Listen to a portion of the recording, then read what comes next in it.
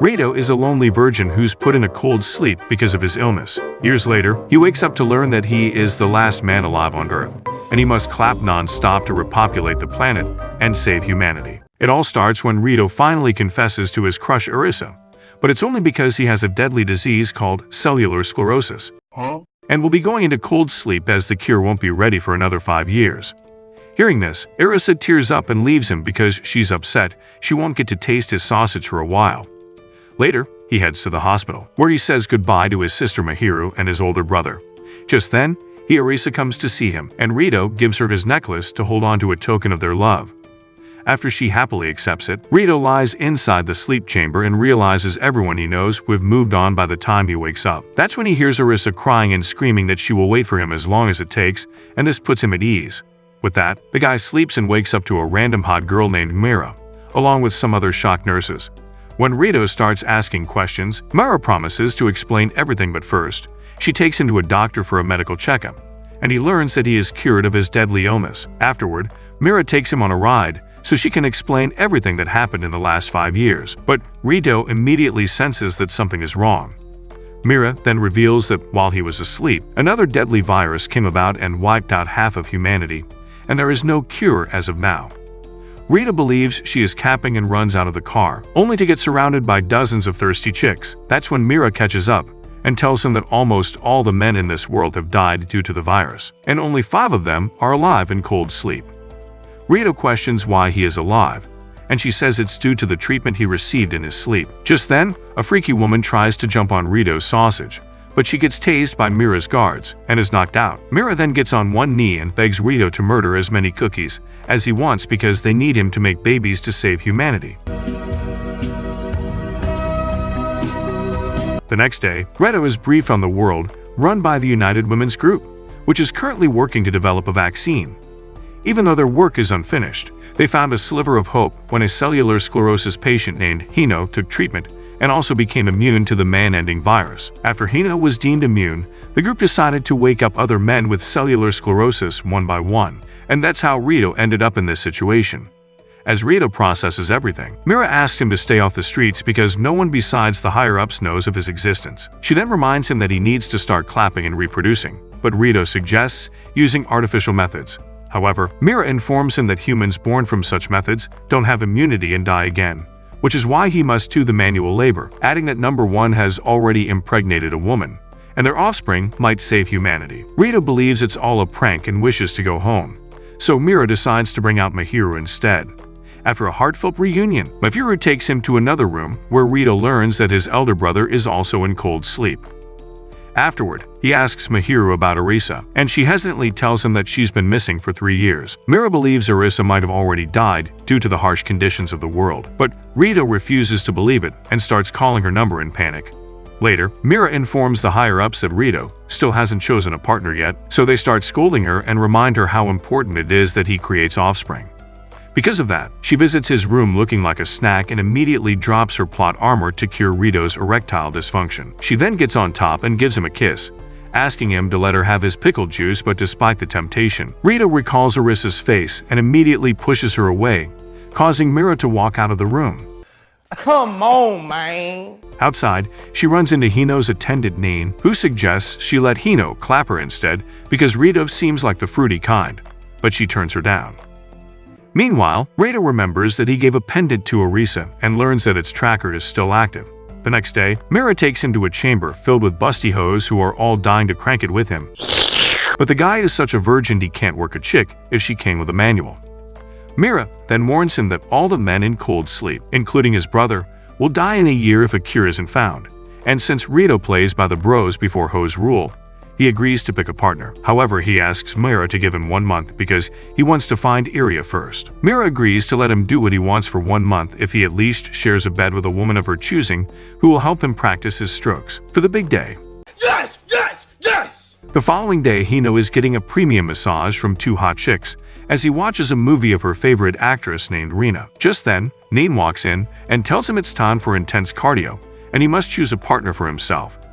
Hino is unsure about who to pick, so Neen blesses him with his favorite actress. Later, Rina arrives in his room, and Hino can't believe he's about to clap the woman he's gooned to for years. Without wasting any time, he starts farming her melons, and before giving her a tongue twister that fries Rina's brain. After that, he demonstrates his expert plumbing skills and unclogs Rina's pipes, leaving her satisfied with the job. Meanwhile, Rito is enjoying breakfast with Mahiru and Mira, and they tell him they have the best chefs from all over the world just for him. Mira then orders a huge portion for herself, and Mahiru admits she's jealous because Mira eats like Eddie Hall, but is built like Ana de Armas. When Rito starts staring at Mira's milk packs, Mahiru gets upset and heads to her room. Afterward, Mira tells him she will give him a bodyguard and a nurse to make sure he's safe and healthy, and he will also be sharing a bed with a woman each night. With that, Rito returns to his room but runs into Hino and Nain, and Hino eagerly proposes that they become friends because they don't have any other men around here. He also assures Rito that everything he is told is absolutely real, and they are lucky enough to clap shotties left and right. When Rito says he's not that thrilled, Hino realizes he's a twink and asks him to enjoy this new reality. After he leaves, Rito heads to the shower and goons to the last time he saw Arisa's face. Just then, the lights turn off, and he extends his hand to find himself holding a natural bouncy ball. That's when he realizes he's joined by his bodyguard, a curvy goddess named Akane, who immediately starts love-bombing him. Before Rito can figure out what's going on, she opens a bottle of her drink and makes Rito taste it from her lips and tests Rito's patience. But the guy folds in 2 seconds and passes out in her arms. Oh my god, bro. Oh, hell no, man. Later, he wakes up in his bed to find Akane sleeping on the sofa, but he's shocked to find a loli in his bed. Say that again? She introduces herself as Sui, and Rito realizes she must be the nurse Mira appointed for him. Just then, Akane wakes up and immediately joins him in bed, promising not to jork his wee-wee for tonight.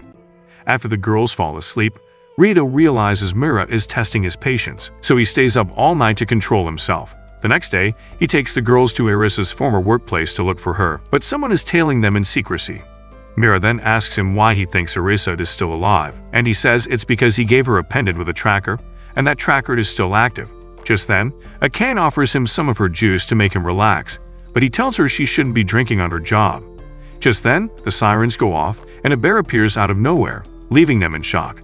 It goes straight for Sui, but Rito jumps in front and saves her from becoming mincemeat. He asks the girls to run away, but Sui suddenly locks him and kicks the bear in the head, which causes it to go unconscious. That's when he learns that Sui is actually his bodyguard, and she starts crying and apologizing because she didn't react quickly enough. Akane then tends to the wound he got as his nurse, and Mira scolds the officials for having weak security, not knowing that it was planned by someone. Afterward, she takes Rito to Arisa's former lab, which appears to be a mess. After she disappeared, someone broke in and stole most of her research regarding the man-ending virus, which is why her lab is a mess. Rito then finds a picture of her with her dog Jiro, and it takes him back to the day when the doctors didn't have a cure for Jiro's illness. That's when she decided to become a doctor, and Rito promised to become one too, so they could save the dog.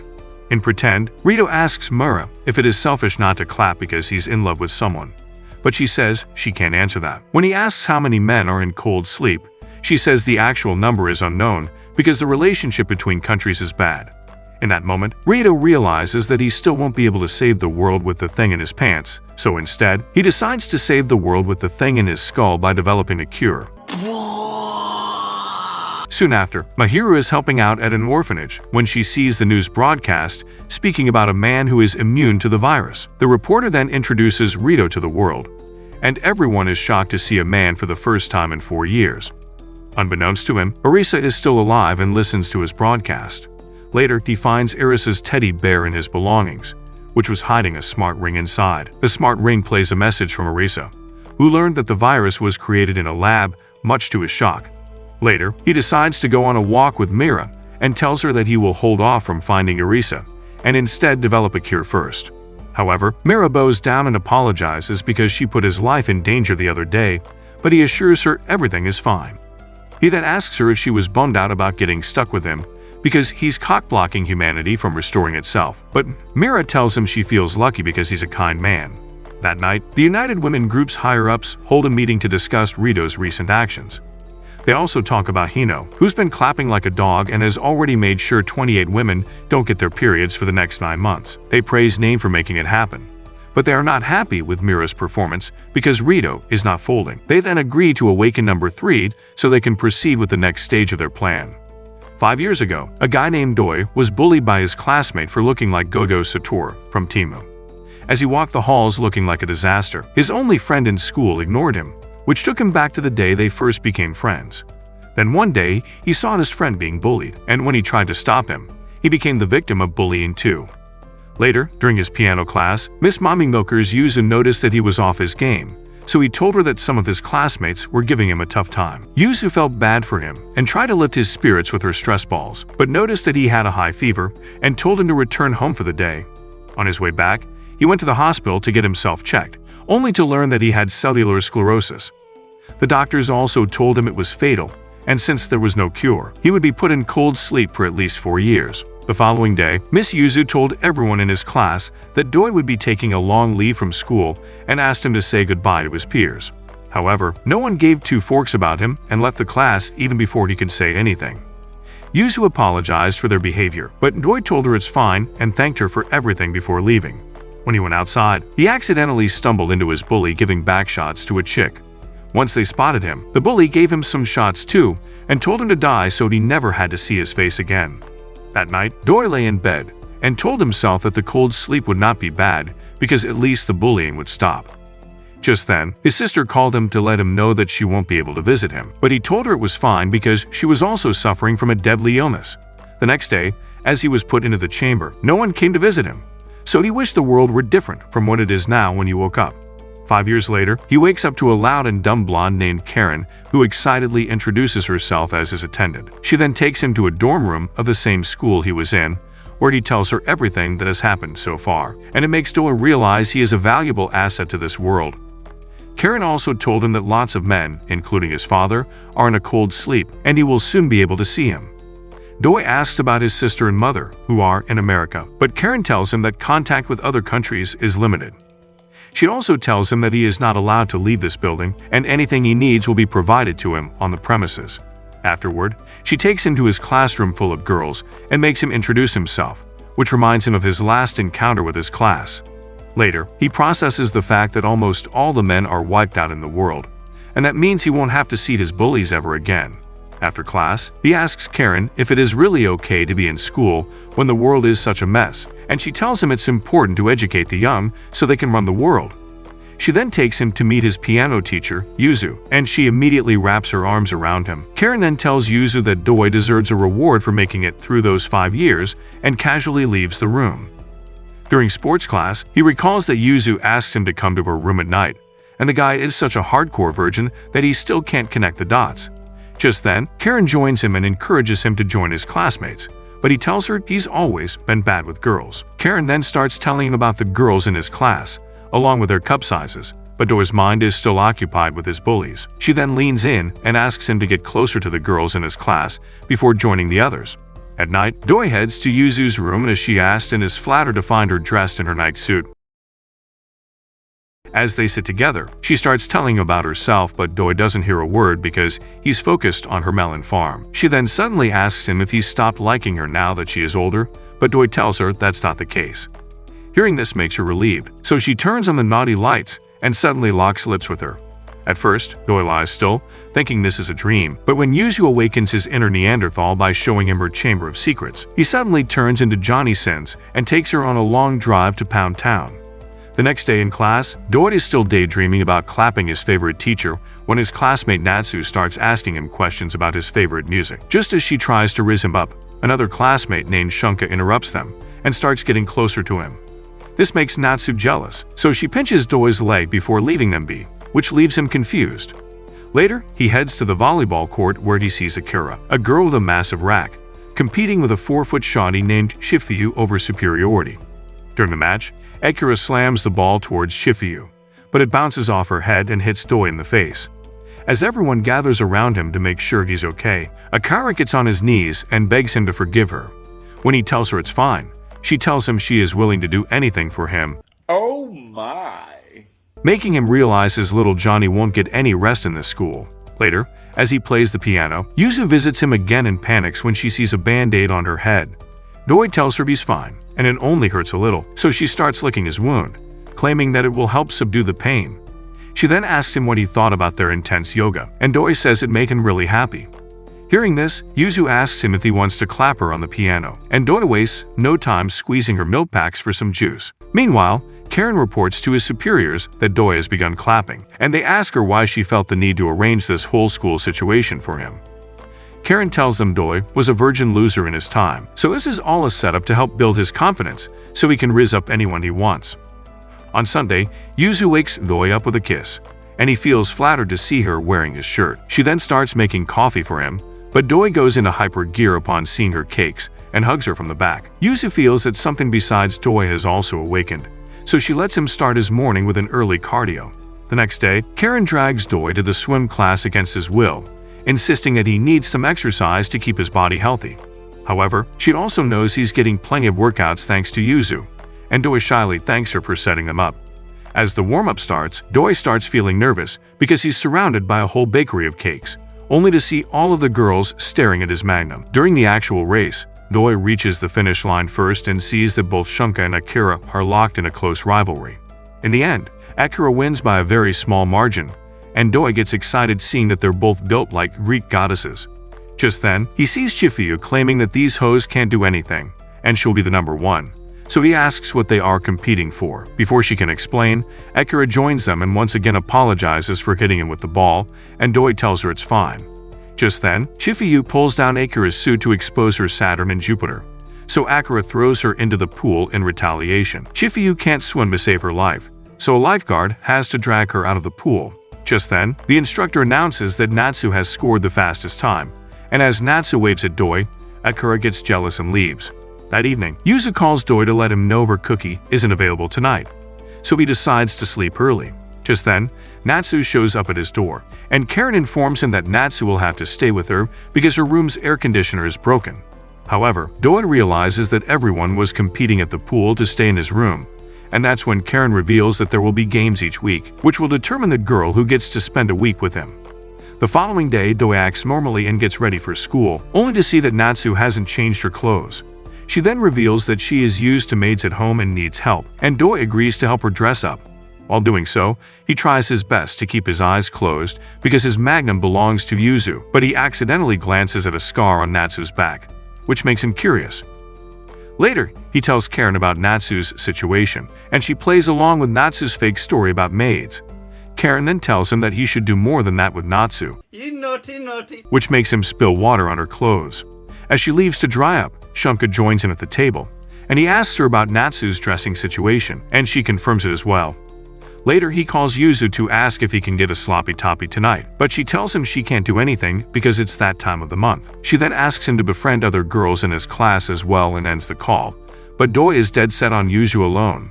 At night, when Doi tries to sleep, Natsu tells him she is not used to sleeping alone and always needs someone by her side, so he agrees to let her in his bed. At night, she brings out the scar on her back and realizes he's a nice guy because he didn't even bring it up. She then reveals she was supposed to marry a man 20 years older than her, but the man died due to the virus. She says she is thankful for the virus because it saved her from that miserable life and has brought her into Doi's bed. She then admits she has been in love with him ever since she laid eyes on him, and in the heat of the moment, Doi ends up kissing her. As things move forward, he decides to forget about Yuzu for the night and explore Natsu's holy caves, and it ends with both of them losing a lot of calories.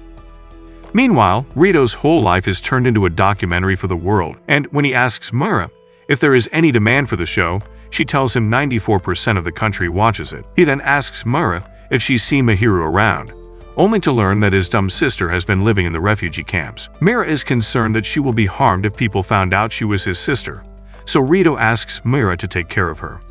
Later, Rito runs into Hino, who tells him he's going to be a dad, but they don't know if it's a boy or a girl.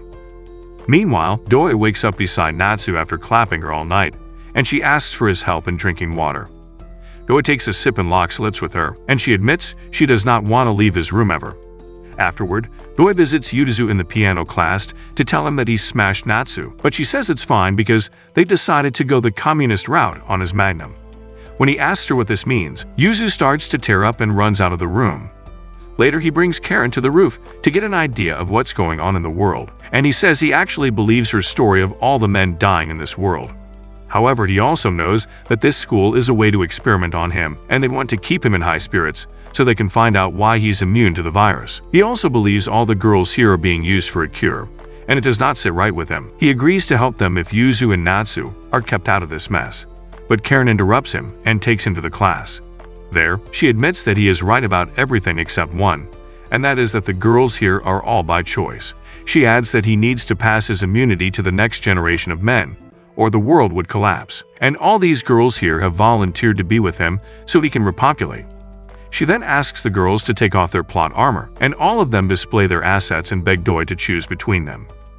Meanwhile, the higher-ups hold a meeting about Doi, admitting that the school experiment was a success. As for Rito, he refuses to smash anyone, so they decide to remove Mira from the position of his personal attendant. Meanwhile, Rito is still working hard on developing a vaccine, but none of his methods are working.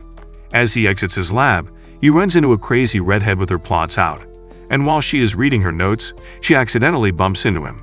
After realizing he's a man, she runs away in embarrassment, while a mysterious woman watches this scene from a distance. Soon after, some girls ask for Rito's autograph, but this mysterious woman walks up to him, claiming he is a disgusting freak who hounds every woman here.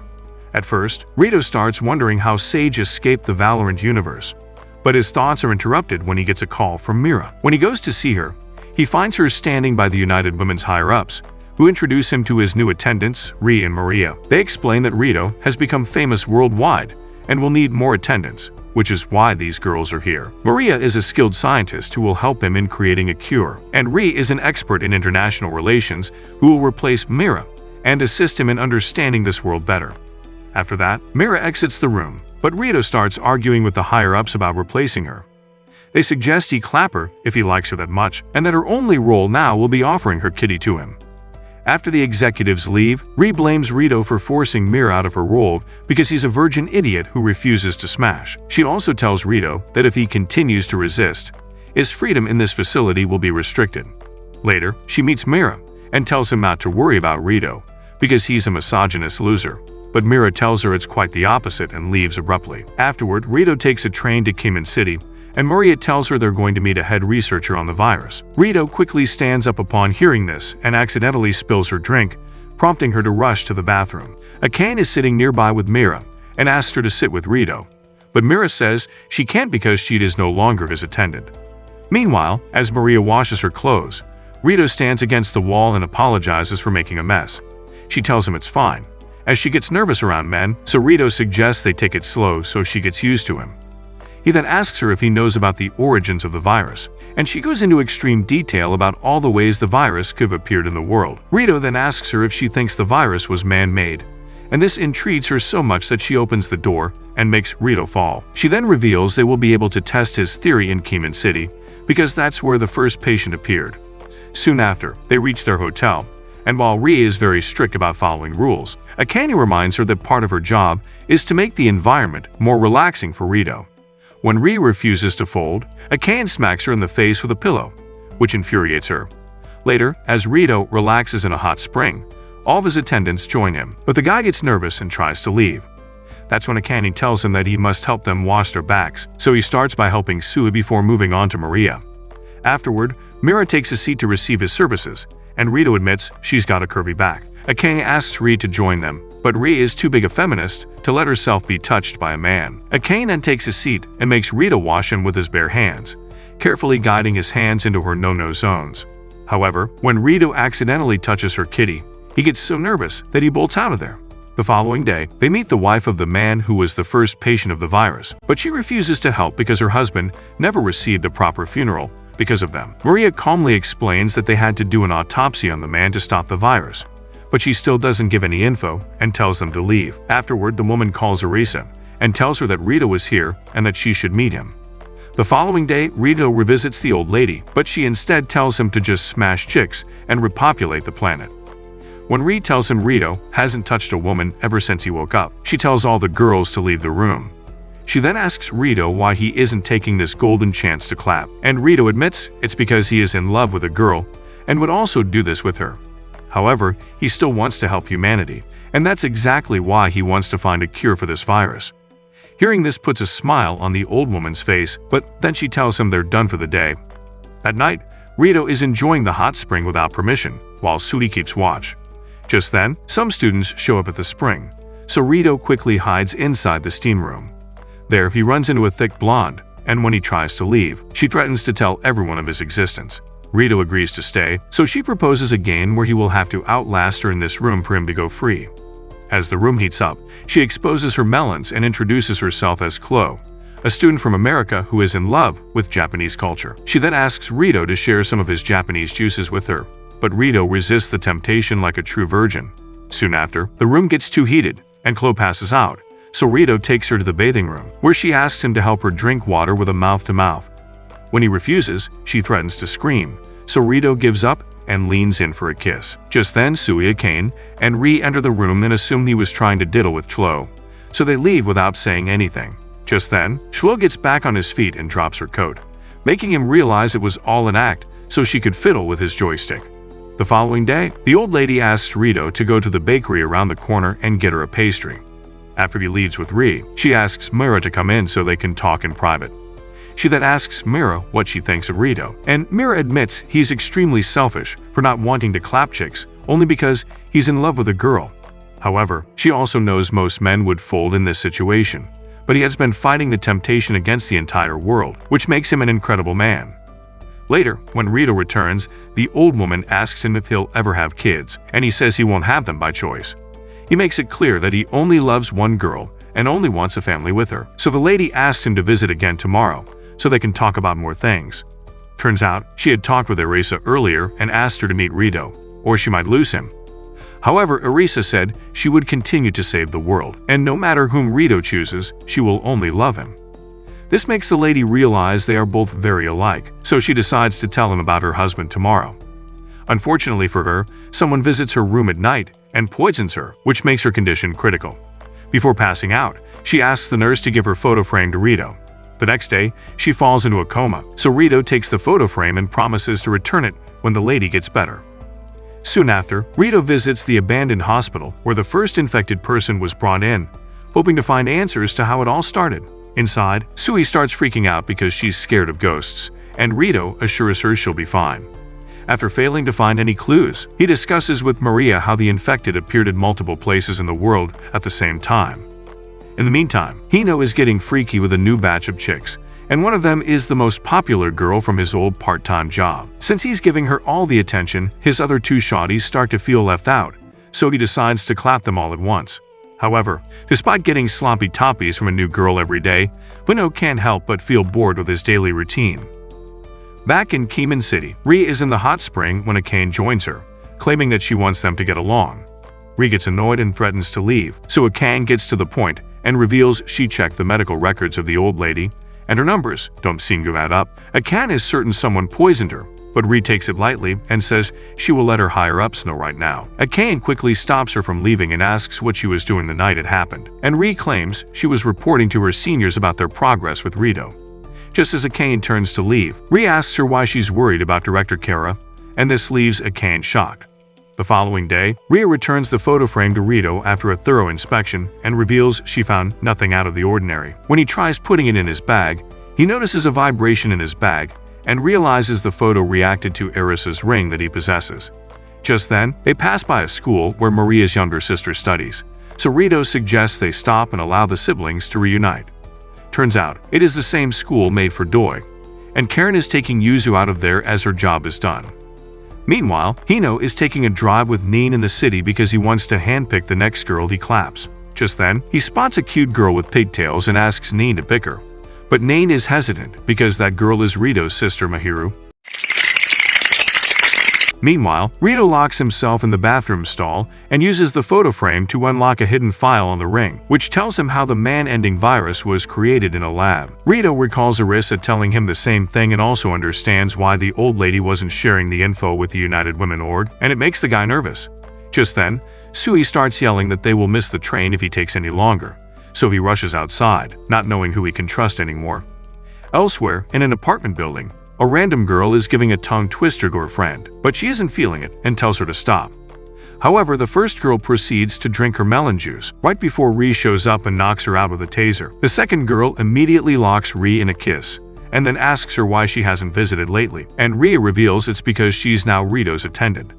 She believes Ri is now playing scissors with another woman, but Ri gently grabs her chin and asks her to do something for her. Meanwhile, Rito is with Maria when he realizes he can't make a cure on his own and would need some help with it, so he asks Maria why there is no information regarding a potential vaccine on the internet. Maria quickly blurts out that the directors don't let them do proper research on a vaccine, and instead allocate all the resources to food production. She adds that most of the research is in America, and she doesn't have access to it, but she still doesn't get why they're not doing more research now that they have a few men in working conditions. Amid their discussion, Nain shows up and tells Rito that Hino wants to clap Mahiru. But since Mahiru is not on board, Nain wants Rito to confront Hino head-on and stop him. Later, Rito breaks the news to Hino, but he starts begging him to at least let them meet first. In the end, Rito agrees to talk to Mahiru, but makes it clear that the decision is in Mahiru's hands. Meanwhile, Nain and Ray are in a meeting with Kara and the other directors, and they discuss a recent riot between groups, as they wonder how to control the public. Ray suggests they make Rito distribute rations among the groups, as he's popular and people will listen to him. On the other hand, Rito is in the shower when Akane and Maria walk in, which makes his pickle excited. Maria reveals they did it so they can talk without being heard, and Akane confronts him regarding the information he's been hiding about the virus. She tells him that many virologists have disappeared in the last few years, and the path he's on might lead to his death if he's not careful. Akane then reveals that the head director, Kara, is actually her mother, but before she can say anything further, Ri enters the shower to discuss ration distribution. After Akane shoos her off by flashing Rito's Jr., she tells him that it'll be a good opportunity for him to learn more in the refugee areas. Meanwhile, Ri tries to raise up Mira by claiming she's been in love with her for years, but Mira refuses to acknowledge her and leaves. The next day, Rito meets Akira in an abandoned building where they have created a new hideout to hide from the org, and she tells him not to trust the directors or Ri. Later, Rito distributes rations among the refugees, and while others eagerly wait in line to meet him, some women in the back realize it's a stunt by the org to shut them up. Meanwhile, a sniper is stationed at a distant building, ready to turn Rito into the next Charlie Kirk, but Ri's sister takes her out and reports to Ri that the assassin has been eliminated. Rini also has some friends watching the area for others, and when she asks Ri why she is so concerned about a man, Ri says it's because she doesn't want to make Mira sad. Elsewhere, Rito sets up a date between Hino and Mahiru, but Mahiru finds the man repulsive and walks out on him. Afterward, Hino takes out his frustration by clapping cookies, but he still can't shake off the rejection. Later, Rena joins him in the shower and asks if he's in love with Miharu, but he shakes it off and embraces her. Later, Rito heads to their secret base in the refugee area, where he learns that Maria has hacked into an underground network of the org. She says she learned hacking from her friend, who's now in America and can't contact her. Just then, Akane scares everyone by entering the room in a zombie mask and helps them with their research. Maria then learns that the hacker friend she mentioned earlier is hospitalized, so when she looks further into it, she realizes all of her friends, who were brilliant virologists, have been admitted into a hospital that doesn't even exist, meaning they have been missing. This makes Rito wonder if this said hospital is the place where the man-ending virus was created. That night, Doi is in bed with Natsu, still thinking about how this school is made just for him. Just then, Natsu says it's her last day in his room and begins kissing her, but Doi gently pushes her aside and tells him he's not in the mood. He then leaves the school building to get some air, but Karen shows up and says he's not allowed to leave. Doi asks if he will live here forever, but Karen tells him he can leave when he graduates, before dragging him back inside. The following day, Karen asks the girls to draw lots, and the winner will be the next one to ride Doi's pogo stick. As the girls start drawing from the box, Doi feels sad because he is being treated like an object. Just then, a girl named Yanaji wins the contest, but Doi isn't happy because Yanaji is the Ho type, which reminds him of his bully's girlfriend. Later, Yanaji walks on him in the bathroom and asks to be clapped right there, but Doi immediately bolts out of there. He goes to the teacher's office and recalls that this is where he used to hide when he had to cry like a little baichen. Just then, Shunka walks into the room and casually sits on the sofa, inviting him to talk with her. She asks why he has bruises on his body, and he says it's because he was bullied pretty hard. Just thinking about it makes him tear up, so when he tries to change the topic, Shunka shows him the bruises on her body and reveals she was bullied too. She adds that she has made friends now, but it still hurts her when she thinks about the past. Turns out, she also uses this room as her safe haven, which makes Doi realize they're very similar. Shunka then wishes to see his bruises, but it ends with them locking in a kiss. Shunka then exposes her ungabungas to Doi, and the man turns into a Neanderthal within seconds. He then demonstrates that he can heal wounds by licking them, so Shunka asks him to use his powers on her kitty. After giving her a taste of his magnum, Doi takes her back to his room, but Yanaji gets upset because it was her turn to receive backshots. In the end, she figures Doi is already cranking it with Shunka, and this leads to an argument between the girls. Doi gets fed up and runs outside, where he tries calling Yuzu, but she doesn't pick up. That's when he runs into Akira, and when she asks him if he's having fun with Yanaji, Doi says it's exhausting to be a roommate with someone he barely knows. He then lays eyes on Akira's rack and juicy drumsticks, and it awakens his inner degenerate. When Akira apologizes again for hitting him with the ball, he tells her his head still hurts when he sleeps at night. Akira panics and agrees to do anything to make up to him, so he suddenly turns evil and asks her to show him her bouncy balls. Without hesitation, she lets him get a full hands-on inspection, but Doi suddenly realizes he's not built for this and runs off. The following day, he meets Akira in the gym and apologizes for what he did, and she tells him he can make it up to her by helping her with the equipment.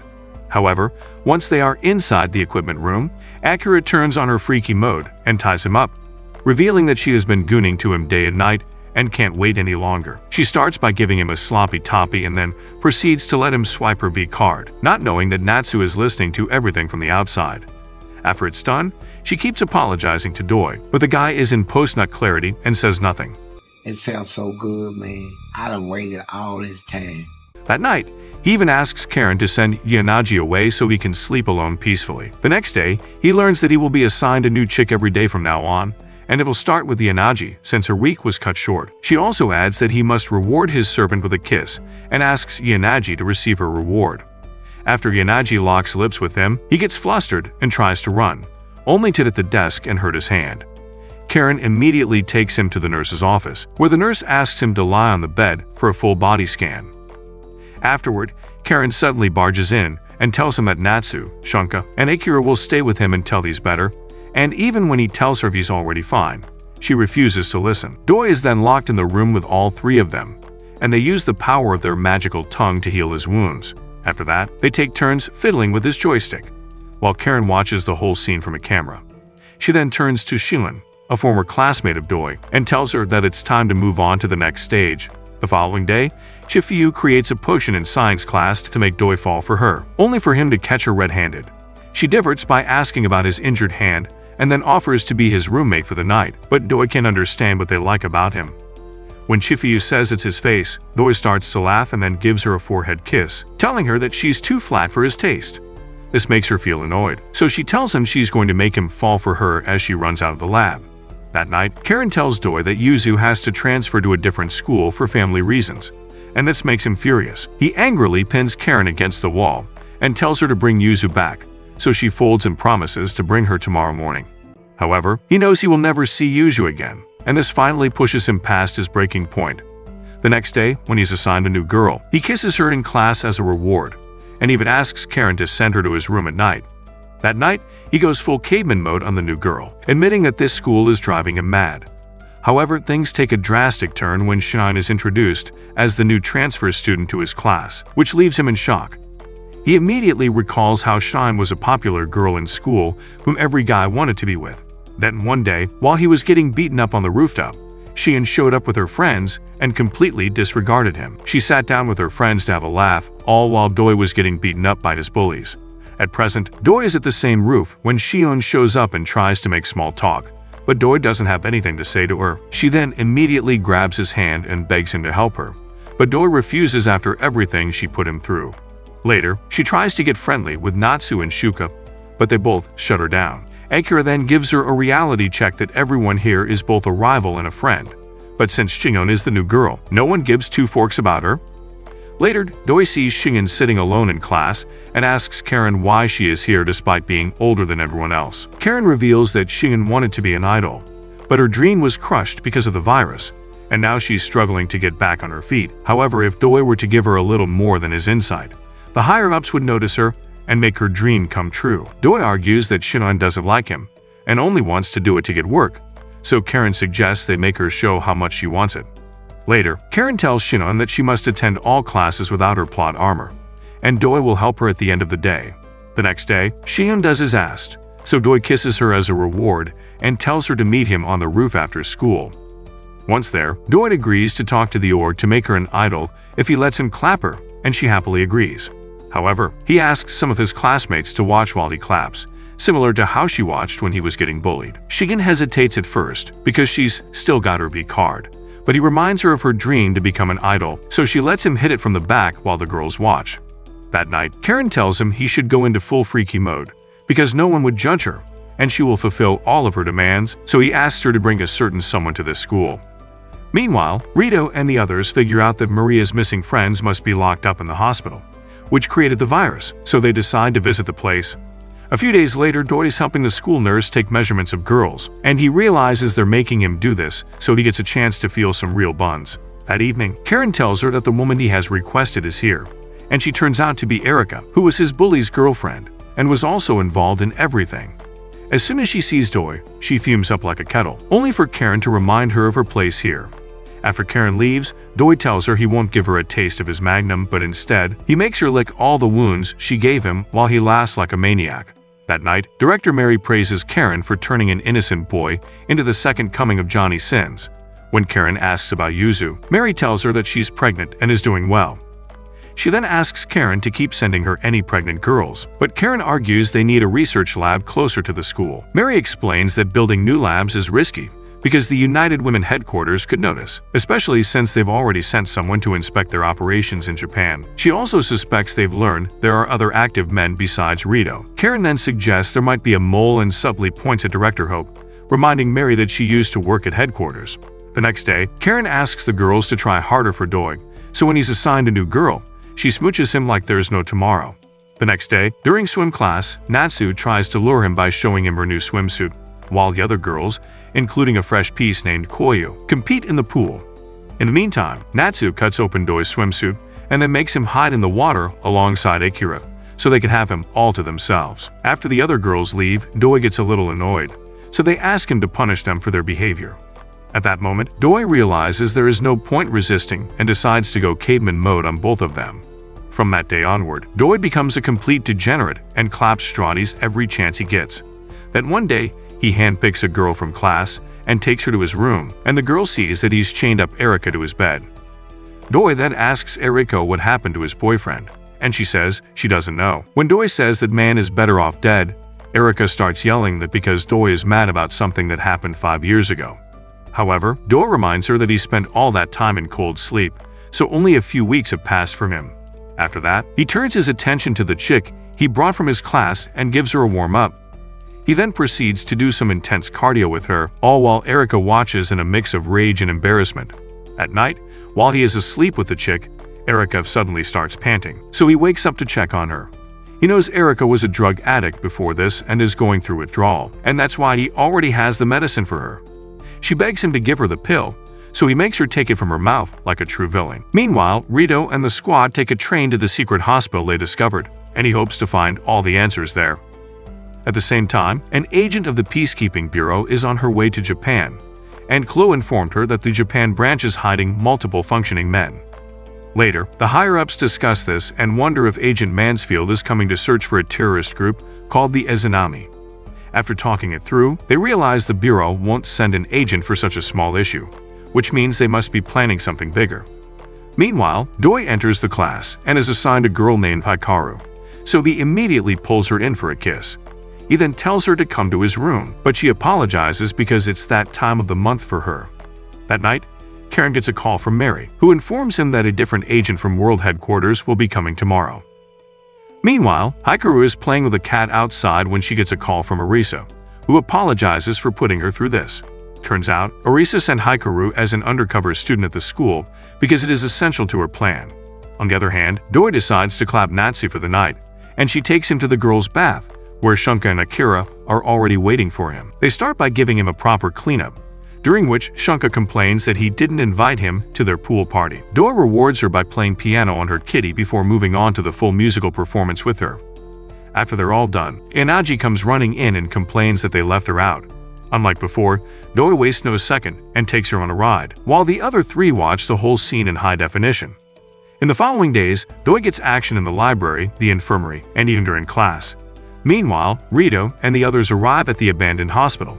And before they start the investigation, Akane asks Rito what he feels about Mira, knowing that she likes him. When Rito starts blushing, Akane starts teasing him for being a virgin, which makes him even more embarrassed. When Sui tries to stop her, Akane gives her a jump scare, which causes her to crash into a wall. As the wall comes crumbling down, Rito sees an open air duct that is big enough to fit them. At the same time, the representative of the Bureau lands in Japan and is welcomed by Director Kara herself, who assumes she is meeting Agent Mansfield. However, the woman reveals she's actually Mansfield's partner, Pope, and Mansfield herself is at a crucial place in this country. Back at the abandoned hospital, Rito and the girls crawl through the air duct and come across a vent that leads them to a hidden facility. When they accidentally drop below, they come face to face with the director Hope. Maria immediately asks her if her friends are here, but the director refuses to answer and gives them all a death sentence.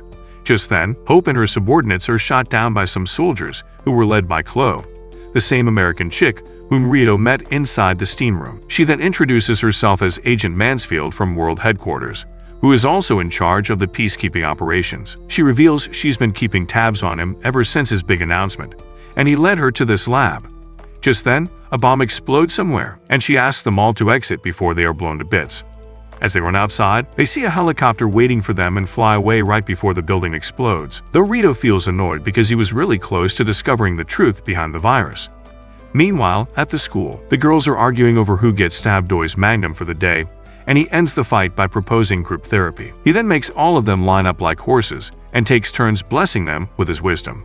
That night, Chloe catches Shion trying to run away from the school, and she is super excited because Doi is finally tapping into his degenerate tendencies. Just then, Chloe's helicopter flies near the school, and she discusses with Rito that the Japan branch has been involved in some shady stuff. Back at the Japan headquarters, Poke investigates the directors about Director Hope's actions, and even though they all deny any involvement, Pope is certain they are all in cahoots. She then asks Kaharu if there are any other men besides Rito, but Kaharu decides to put her under arrest because she knows too much. However, her plan backfires when Pope turns their own guards against them and reveals that their director Shuto on their team was on their side from the get-go. Pope then puts the remaining 3 under arrest for manufacturing and spreading the man-ending virus, along with some other offenses. Back on the helicopter, Chloe tells the group that the directors blew up the lab to hide the fact that they created the virus, and they never planned to help Rito from the start. She also reveals that the world was already in a mess, but when the world learned that the only immune man in the world was under the org's control, the crime rate in the world doubled overnight. Chloe also shows him a picture of Arisa, revealing that she has attached herself to a terrorist organization that opposes the United Women's rule. At that moment, Rito recalls how Orisa was dead, focused on saving lives to the point that she wouldn't allow herself to have fun, and he can't believe the same Orisa is now a wanted terrorist. At the same time, Doi enters his room and finds Erika in a better state, so he hands her a blanket to cover herself. Just then, multiple explosions are heard outside the school, and Chloe informs Rito that the terrorists have kidnapped Doi. Later, Doi sees Yuzu in a dark room, and she gently tells him he's got the biggest ding-dong she's ever seen. However, Doi suddenly wakes up from this fantasy dream in a hospital and realizes his pickle is still 2 inches. Karen is thrilled to see him and explains that he was almost kidnapped by terrorists. Before she can explain further, Natsu, Akira, and Shunka barge into the room. Once they see him in good shape, they throw their arms around him and start crying. That night, Karen takes Doi to the school roof and shows him that they've put up electrocuted fences around the school to make sure he's never harmed again. She then asks him why he tried to save Erika during the explosion, and Doi says it was reflex, even though deep down he now cares for her. He apologizes because he knows how valuable he is, given that he's the last man on Earth. But Karen finally tells him there are 5 others, and 2 of them are still in cold sleep. This shocks Doi, because one of them could be his bully, so Karen offers to take him to Tokyo. She also explains that someone from the world headquarters is in the city, and she wants to decide Doi's fate before they do. When Doi asks what she is after, she makes it clear that she wants to be the #1 woman in the world. She also adds that she wants Doi to become the #1 man in the world too, and Doi agrees to help. He then asks why she never thought of becoming a mother, and she says she would rather be the coach and control the field. With that, they shake on their new alliance, unaware that Hikaru is spying on them. She then calls Arisa to tell her she failed to secure Doi, so Iria tells her to abandon the mission. Hikaru then asks about her mission, and she reveals they managed to kidnap #4, who is still in cold sleep. Meanwhile, Director Shudo tells Ri and Nin that Hino and Rito must be brought to the headquarters for their own safety. Later, Chloe informs them that number 4 was kidnapped from the lab, and this all could have been prevented if the Japan headquarters had told everyone about the men they were hiding. Rito asks why the terrorists are kidnapping men, and Chloe believes it is due to the Japan branch's dictatorship. Ri immediately claims they're not dictators, but even she knows that people don't think the same way.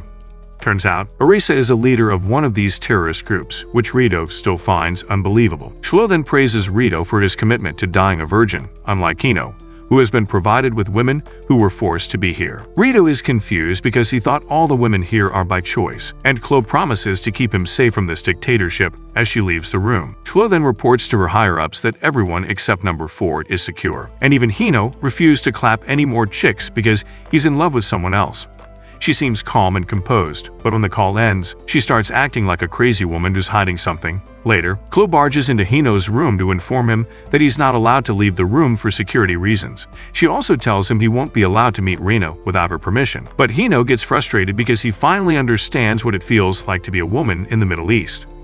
That night, Rito is in his room, wondering why Arisa became a terrorist when he learns that her tracker now shows she's in Japan. Just then, Akan enters the room and says they need to talk in private. She is about to take her shirt off, but Rito stops her and just lets the water run to make sure no one can hear them. She then informs him that her mother and the other directors are on trial for manufacturing the man-ending virus, but something tells Akan that they aren't the real culprits. She then reveals her mother is a hardworking woman who didn't even attend her own son's funeral because she was busy stopping the virus spread, and that's why it can't be her who created the virus. Seeing her tear up, Rito realizes she might be right and promises to arrange a meeting with Director Kaihara. Just then, Maria takes them to the living room, where Rito sees Arisa addressing everyone through a live broadcast. She claims she is not a terrorist, but a group called Izanami that's aiming to free the world from the United Women's rule.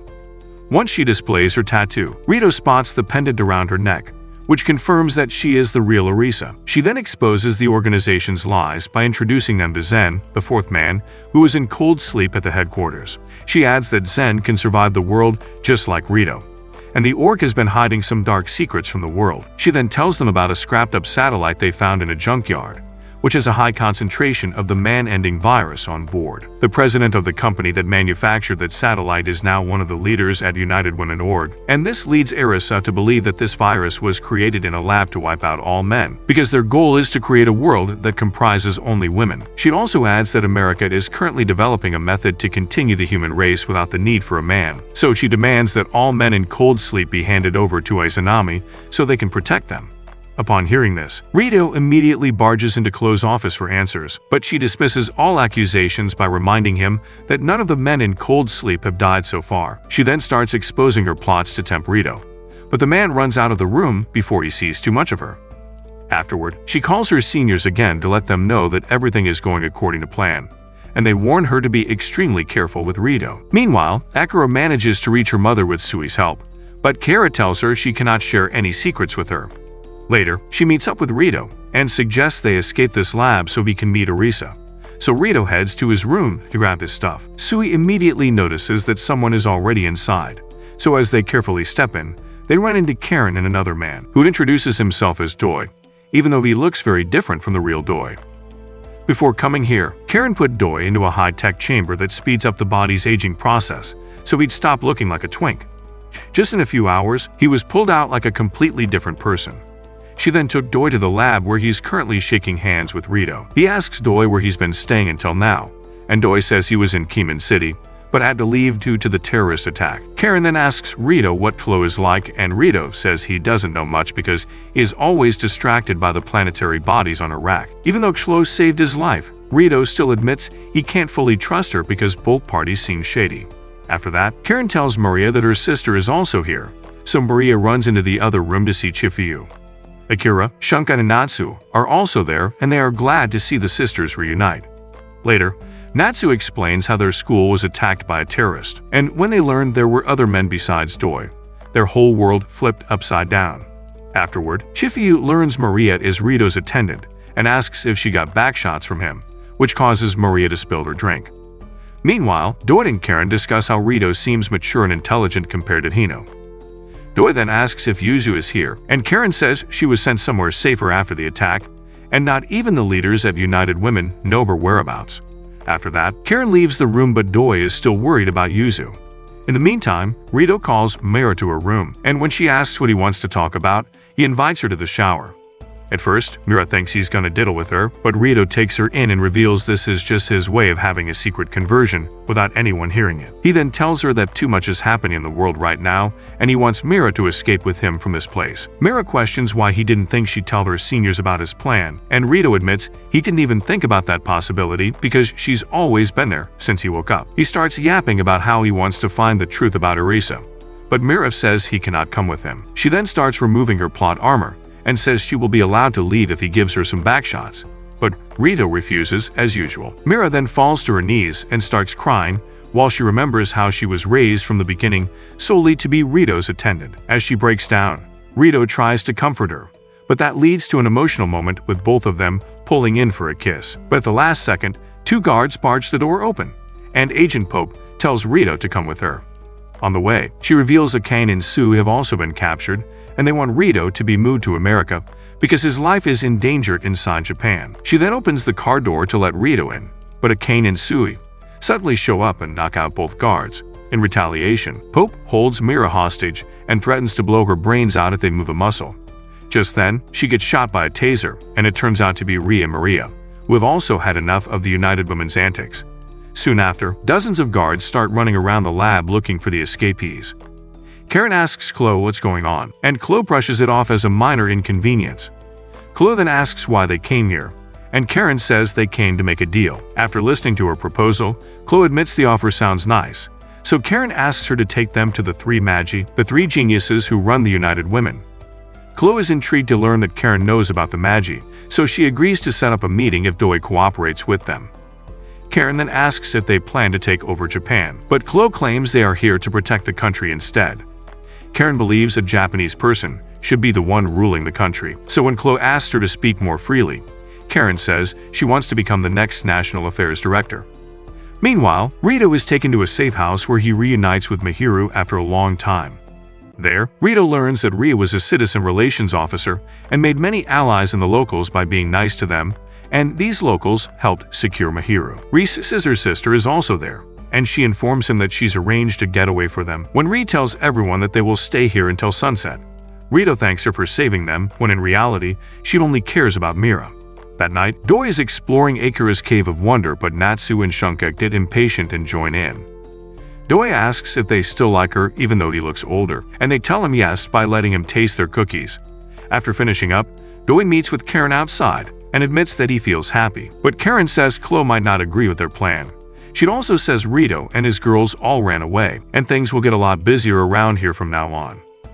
Meanwhile, Rhea takes the squad to an old ship where she tells them she and Mira can't join them from here. She adds that she has a contact who will meet them on the other side and promises to take care of Rito's older brother, who is still in cold sleep. After the others go on board, Rito takes the time to personally thank Mira for everything she's done, and Mira says it was her honor to be by his side.